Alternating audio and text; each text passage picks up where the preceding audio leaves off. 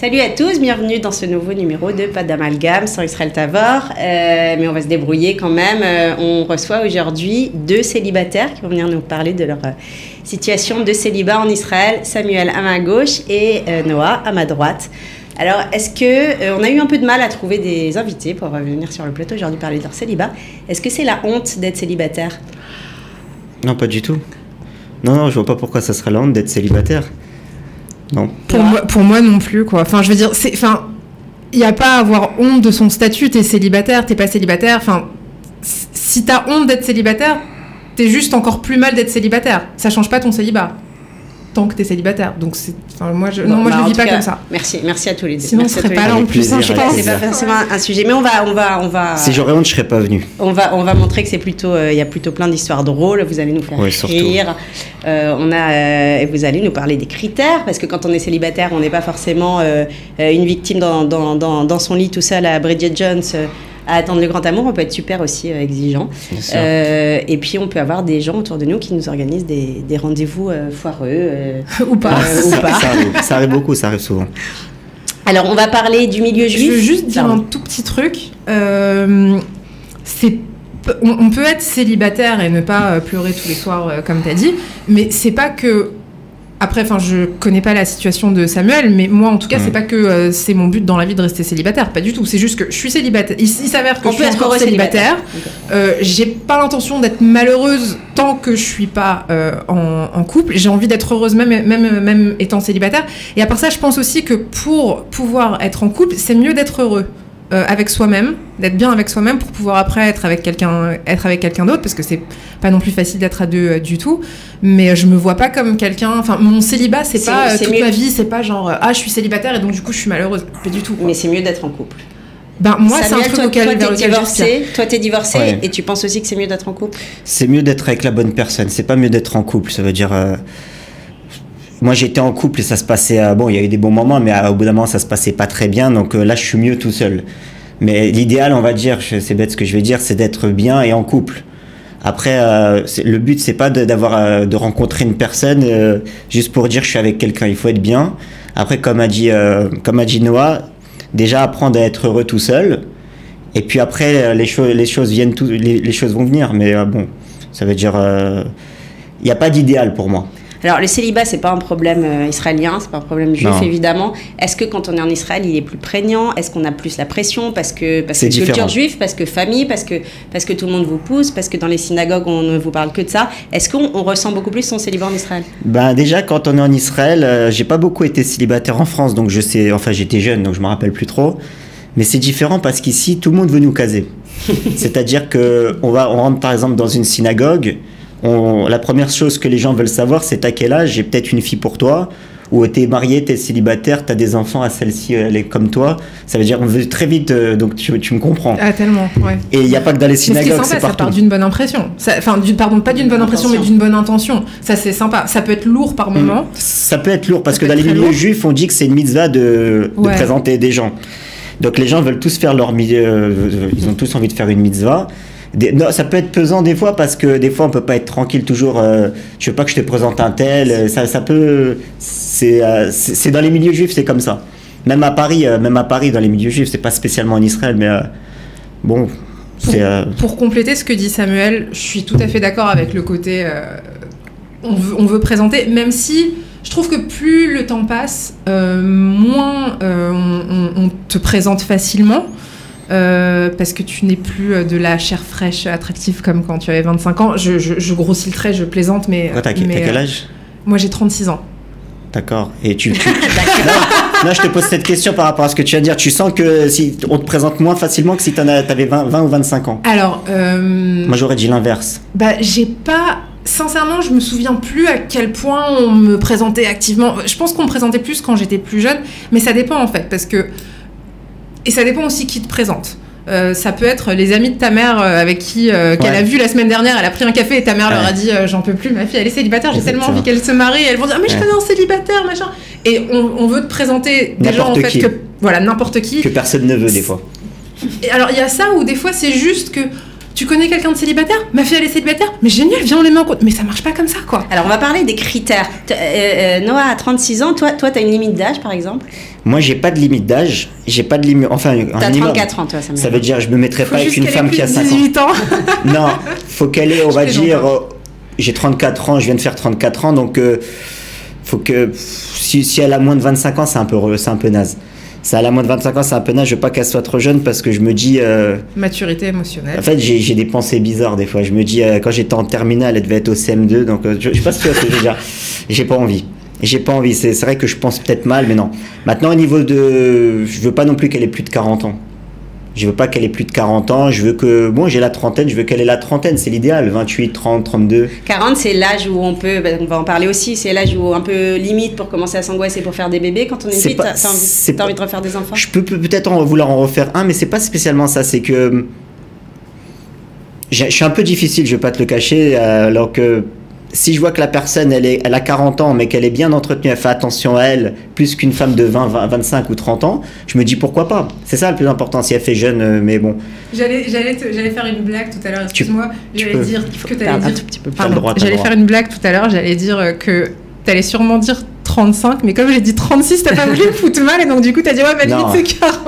Non. Je plaisante. À partir de 40, on est un peu moins fraîche, comme dirait Yann Moix. Lui, il a dit 50. Ouais. Lui, il a dit 50, moi je Yann Moix. Ah oui. Ouais, mais lui la différence avec moi, c'est qu'il a pas la trentaine, lui-même, il a plus de 50 ans. Ouais. Donc le fait de dire ça, c'est un peu mal placé, parce que c'est quand même... il a 50 ans, il dit je veux pas une femme de plus, ça veut dire qu'il veut une minette. Bon, après, c'est son choix. Il fait de la télévision, il a de l'argent, il peut se permettre, je sais pas.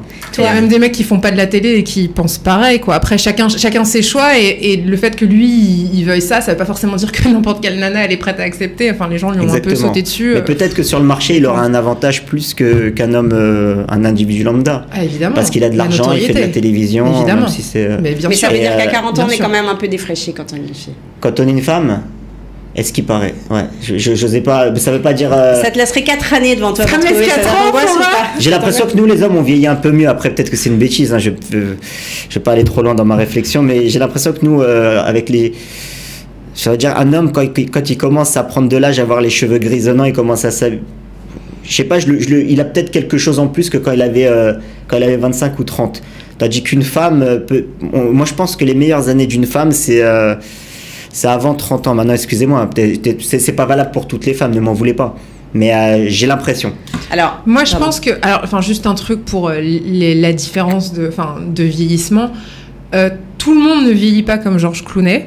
On va pas se leurrer. C'est vrai. Il y en a qui deviennent gros, ils prennent du bide. Je veux dire... Et après, on va pas non plus se leurrer. Même à 25 ans, il y a des gens qui peuvent... ne pas être très beau à 25 ans, et quand je dis ne pas être très beau, après c'est toujours très personnel. Bien sûr. Mais je pense que les femmes, elles peuvent vieillir peut-être de manière moins à la Georges Clooney, on va dire, moins sexy entre guillemets. Et déjà c'est pas vrai pour toutes, loin de là. Je pense que les nanas qui ont fait des enfants, les grossesses, faut les porter, faut les gérer. Quand on a fait 2-3 gosses, c'est plus difficile. Les mecs, ils portent pas d'enfants. Maintenant, il y a des femmes qui ont... encore une fois, tout le monde n'est pas Monica Bellucci, mais tu as des meufs qui vieillissent super bien aussi, quoi. Tu me disais, Noah, en préparant cette émission, il ne faut pas se leurrer, on est des produits sur un marché. Et quand on regarde un peu le début de cette émission, c'est un peu ce qu'on entend. Toi, tu as des critères dans la tête physique. Toi, Noah, tu as plutôt des critères académiques. Oui, enfin attention, je regarde aussi le physique, on va pas se mentir. Franchement, c'est bon. Les femmes et les hommes ne recherchent pas forcément la même chose. Alors toi, tu me disais par exemple que tu as eu un rendez-vous avec une fille qui a craqué sur toi, et puis qui s'est réveillée, qui a trouvé que tu habitais dans un endroit pas assez chic, et qui est partie et qui t'a pas rappelé. Parce qu'en fait, j'ai une réputation sur Facebook, je suis très connu à Natania, un peu moins ici, mais en tant que coach sportif, donc on peut s'imaginer, je suis quelqu'un qui réussit très bien dans la vie. Mais après, quand on s'approche, on se dit peut-être que je présente pas trop mal, mais c'est quelqu'un qui a divorcé, qui a 2 enfants en bas âge. Et c'est vrai que l'année dernière, j'habitais vers la Tahana Markazine Natania, on va dire, je faisais un petit peu moins rêver. Ça veut dire, et je me suis rendu compte parce que je suis allé à quelques soirées, j'étais avec des jeunes de mon âge, célibataires, on fait tous un peu de sport, on présente correctement, on va dire, pour pas trop, sans prétention. Et on s'est rendu compte que c'était pas nous les rois de la soirée, loin de là. C'est ceux qui avaient 20 ans de plus que nous, qui achetaient des bouteilles, même avec des gros ventres. Ah ouais. Ah ouais, les riches. Ouais, Les riches. voilà, ceux qui pouvaient offrir des bouteilles d'alcool, qui prenaient des tables, c'est eux, auprès des minettes de 25 ans, c'est pas nous qui faisions du sport, on faisait attention à nos silhouettes et tout, on arrivait à bien habiller. On se rendait compte que les femmes, c'est pas nous qu'elles regardaient pas nous en premier, elles regardaient plutôt qu'est-ce que cette personne a à m'offrir. Alors pardon, là je tiens à préciser, les femmes qui étaient à cette soirée, elles cherchent un type très spécifique de mec. Si elles sont attirées par des mecs qui avaient 20 ans de plus que toi et tes potes. Soirée pas des masses, mais je pense qu'il y a soirée en fait. Il y a soirée. Maintenant, mais là les meufs elles avaient plus l'air de chercher un sugar daddy en l'occurrence quoi. Un mec qui a du fric, qui va pouvoir les arroser et pas forcément. Ouais, elle a raison. Et pas toutes les nanas cherchent ça. Enfin, je tiens à le préciser aussi, même si pour moi c'est une évidence. Toi, tu cherches quand même un homme qui a de l'argent, Noah. Pardon. Assume. Si vous voulez qu'on parle de mes critères, on peut parler de mes critères, il n'y a pas de problème. Parlons de tes critères, c'est important parce qu'en vérité, sur ces applis-là, les gens ils sont très vite triés. Non, même c'est pas sur les applis. Non, c'est pas sur les applis. Parce que sur les applis, on regarde le physique, on regarde les photos, on se dit pas alors, lui. Alors Noël, c'est quand même de savoir, de connaître la situation professionnelle d'un prétendant éventuel. Alors, quand je parle avec un mec sur une appli, je vais pas lui dire dans quoi tu bosses. En général, en fait, la raison pour laquelle je vais swiper à droite et pas à gauche, déjà les applis c'est un mode bien particulier de alors de est-ce qu'elles, pardon, juste parenthèse, est-ce qu'elles sont très actives en Israël ces applis? Les applis? Alors donnez-moi les noms. Tinder, OkCupid, il y a J-Swipe aussi, J-Date, je sais pas à quel point elle est utilisée, même si elle est très très connue, mais je pense que Tinder et OkCupid pas religieux. Ah non, les applications en général, il doit y avoir des applications des fois tu vois un Haredi qui s'est perdu dans les trucs, moi ça m'arrivait quoi. Mais peut-être qu'il recherche, peut-être que ce Haredi-là, il va rechercher quelque chose, il va pas trouver son bonheur, peut-être qu'il y en a une qui s'est perdue de l'autre côté, ils vont mais c'est rare en général. Je pense que c'est des gens ou chilonimes, enfin non religieux ou traditionnalistes. T'as peut-être aussi des gens qui font Shabbat, mais en tout cas s'ils sont sur cette appli, je pense qu'il y a des gens qui font Shabbat. D'ailleurs, moi je faisais Shabbat à une époque. Bon, l'époque où je suis rentrée sur les applis, je faisais plus Shabbat, mais depuis un certain moment. Mais quelqu'un qui fait Shabbat, il peut être sur des applis. Il y a pas de quelqu'un qui est Haredi, on se demande ce qu'il vient chercher. Mais c'est en général non religieux et traditionnaliste. Tu sais qu'en Israël, le traditionnaliste, ça existe que dans les milieux francophones, si tu regardes bien. Non, c'est soit on est religieux, soit on l'est pas. Ça existe aussi chez les Israéliens, avec les gens qui sont sfaradim, quoi, qui sont d'origine marocaine. J'ai compris. Ouais. Il se trouve que les très religieux se marient à tous à 20, 25 ans, quoi. De toute façon, on n'est pas du tout sur ce même débat. Non, alors les très religieux, ils se marient plus jeunes. Après, je pense aussi qu'il y a je pense aussi qu'il y a de plus en plus de personnes qui sont pas forcément ashkénazes, mais qui sont qui ont un lien à la religion, qui sont attachées à la tradition. Et moi, ça m'est arrivé de rencontrer, appli ou pas appli, quoi, des gens qui sont trilonymes, mais qui font, qui vont marquer le coup avec les fêtes, quoi. Ils font pas Shabbat, mais ça c'est une totalement autre discussion. Alors pardon, je t'ai coupé. Tu me parlais des critères académiques, économiques. Oui, alors moi le premier, un truc que je pense qui est vrai pour toutes les nanas, c'est que on recherche, et qui est vrai aussi pour les mecs d'ailleurs, on cherche quelqu'un qu'on admire.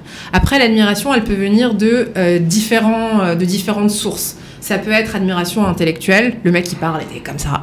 Ça peut être qu'il est super beau, le mec tu le regardes était comme ça. Ça peut être qu'il est super drôle, qui est aussi une forme d'intelligence. On a besoin d'admirer la personne avec qui on est, et je pense que les mecs aussi, pour que ça puisse marcher et être sérieux avec une nana, on parle pas de plan d'un soir, là on parle d'une histoire plus sérieuse. Faut qu'il y ait de l'admiration envers le partenaire. Ça c'est ce que je pense. Moi, l'admiration intellectuelle, c'est un truc qui est particulièrement important.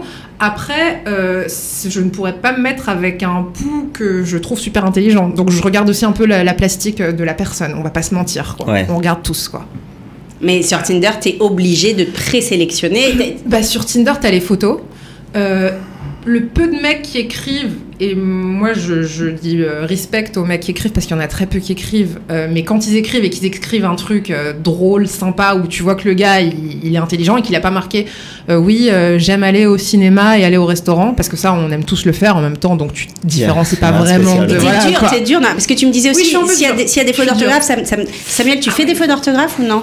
J'en fais un petit peu, ouais. Tu vois, et pourtant il est cool. Ça veut dire, ça serait dommage de juger quelqu'un sur des fautes d'orthographe, sachant que sur Internet, on fait pas très attention. Il y en a qui font attention sur Internet aussi, hein. Moi, je suis quelqu'un qui fait pas très attention. Des fois, quand je relis certains de mes statuts, je dis, j'aurais dû faire attention. Après, peut-être que ça peut faire fuir des prétendantes, parce que j'y pense pas vraiment. Mais pour revenir à ce que tu disais, par exemple, tout ce qui est Tinder et les sites de rencontres, je pense que, je dis toi comme j'aurais dit ça à n'importe qui, c'est pas l'idéal pour faire des rencontres. Je pense pas que j'espère que tu trouveras quelqu'un sur ces sites de rencontres si tu le souhaites, mais je pense pas que ça soit l'idéal. Je pense pas que ça soit l'idéal. À mon avis, tu auras plus de chances de rencontrer si tu vas à un mariage et que les mariés qui t'invitent pensent à toi en disant je veux te mettre dans une table de célibataire. Souvent, malheureusement, c'est pas le cas ici. C'est pas le cas en Israël. Ouais, malheureusement, les gens. Moi, je vais plus trop au mariage ici en Israël.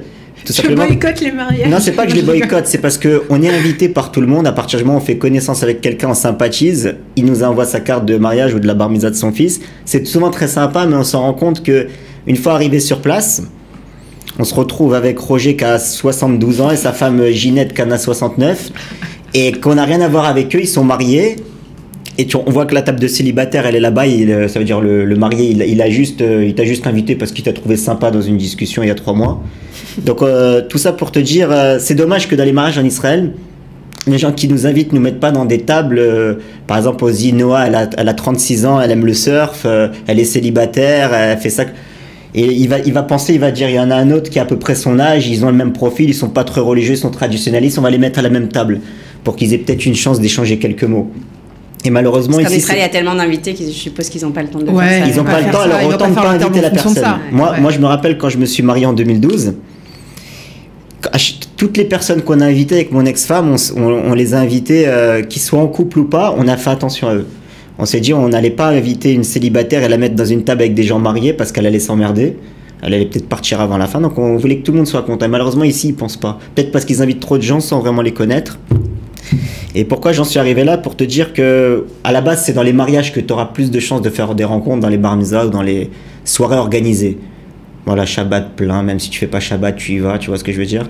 Que sur Tinder. Alors moi, moi j'ai une opinion différente sur le sujet dans le sens où, alors déjà, moi de mon expérience à moi, les mariages avec les tables de célibataires, c'est un truc que je connais. C'est un truc en général que je fuis parce que je préfère être assise avec mes potes plutôt qu'avec des gens que je connais pas.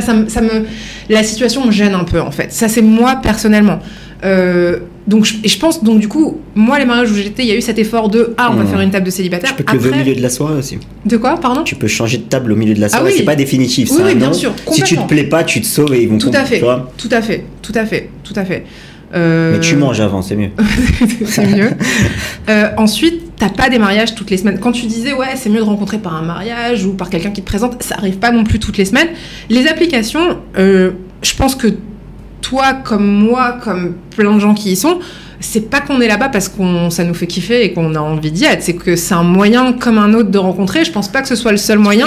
C'est devenu le principal moyen pour beaucoup. Mais tu les utilises pas mal, toi Samuel, un peu moins. Un petit peu moins. Tu les supprimes parce que ça prend de la place dans quand ça prend, ça veut dire que je les ai. Et j'ai fait quelques rencontres sur ces applications, ça peut être sympa.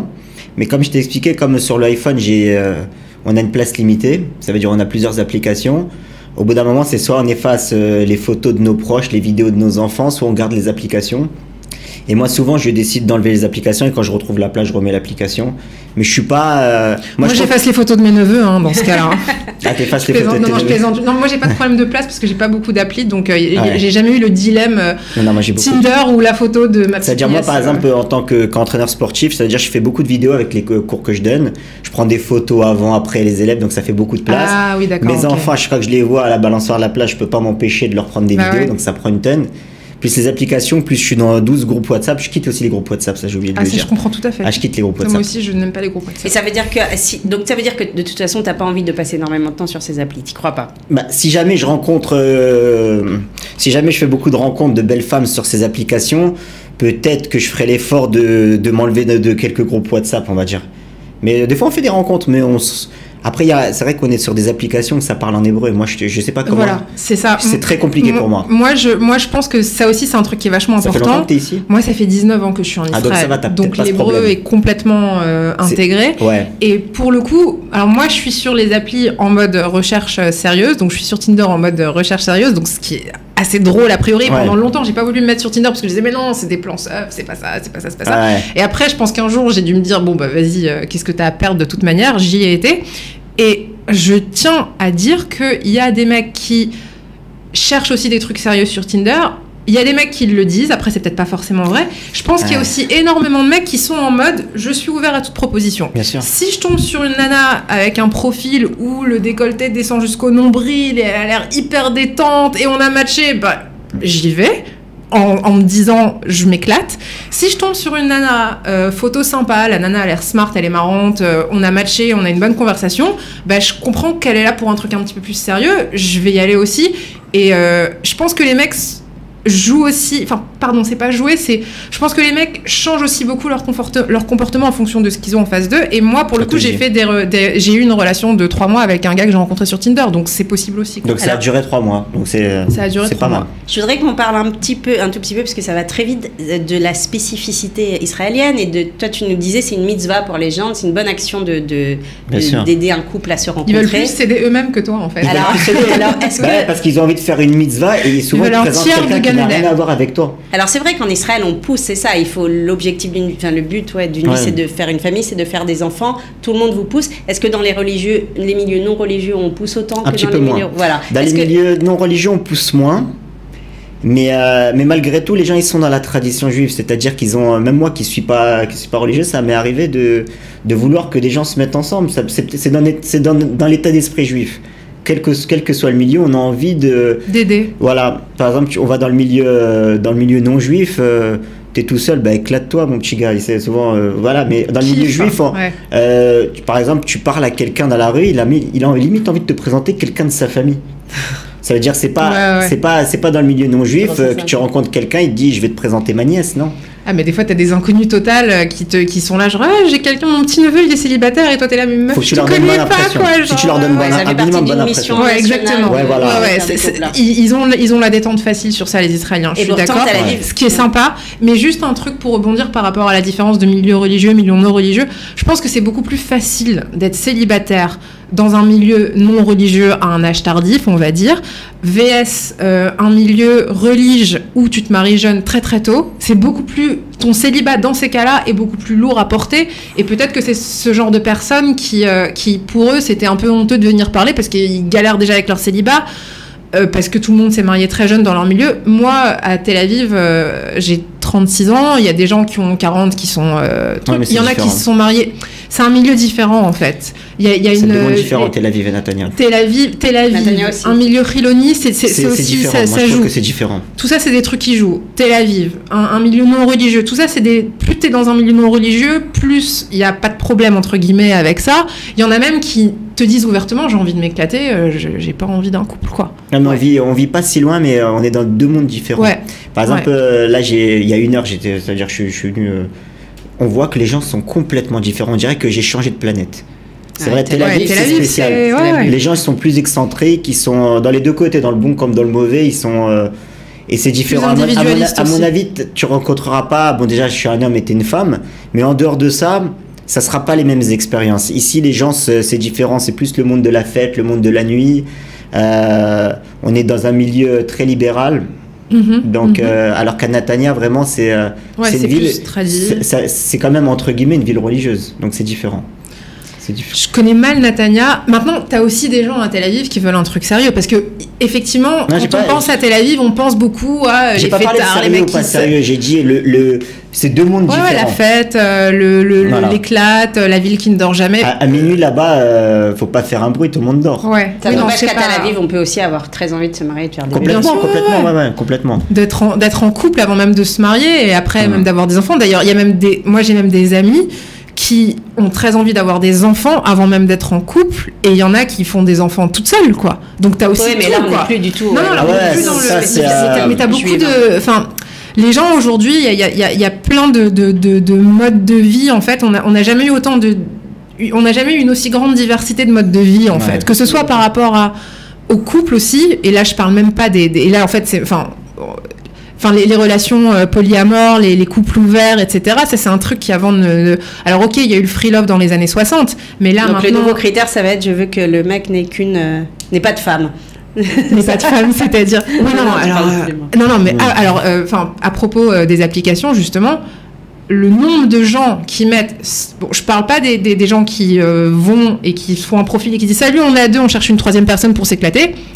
Pas de problème, chacun vit comme il veut. Et il y en a aussi qui sont sur des applis. T'as aussi des mecs qui disent...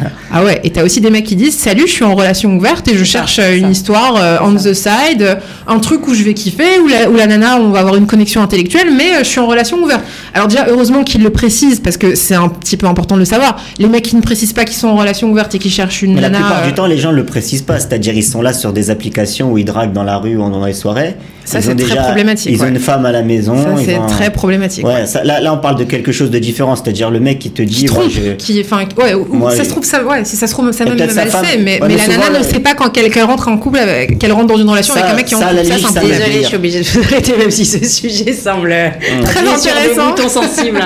On arrive à la fin de notre émission. Merci à tous les deux, merci beaucoup. Avec plaisir. Noah et Samuel, on vous souhaite de rencontrer quelqu'un. Pourquoi pas. Le bon ou la bonne, le plus vite possible. À bientôt, merci beaucoup. Merci beaucoup. Merci.